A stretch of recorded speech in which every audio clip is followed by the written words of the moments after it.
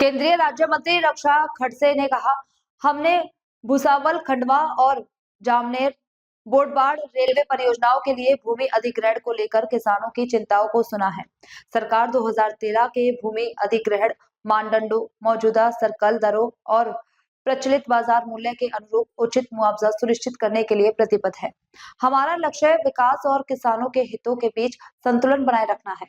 असं नाही, प्रश्न मार्गी आज इथे जसं रावेर आहे, तिसरी आणि चौथी जागेचा लँड ॲक्विजिशनचा विषय होता, त्याच्यानंतर जामनेर पाचोऱ्याचा विषय आहे। बरेचसे छोटे छोटे लँड ॲक्विजिशनला घेऊन किंवा शेतकऱ्यांच्या रस्त्यांच्या समस्या इथे होत्या, त्या संदर्भातली आज ही बैठक इथे झालेली आहे। शेतकऱ्यांनी पण त्यांचे प्रश्न मांडले, कारण ती प्रोसिजर जी आहे लँड ॲक्विजिशनची ती परत रिसर्वे आपण करायला लावलेला आहे की जेणेकरून शेतकऱ्यांची कमीत कमी जागा तिथे जाईल आणि जरी गेली तर मोबदला हा व्यवस्थित शेतकऱ्यांना मिळेल की जेणेकरून शेतकरी पण समाधान राहतील, रेल्वेचं काम होईल।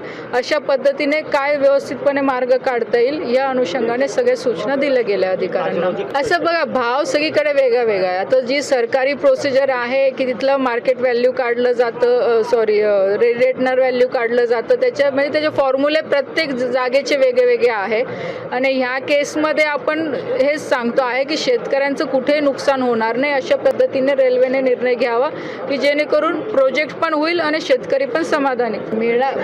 हे बघा, आज काही निर्णय देण्याची मीटिंग नव्हती, इथे चर्चा झाली। आता परत पुढे प्रोसिजर होईल, त्याच्यानंतर पुढे कळेल काय होतं काय।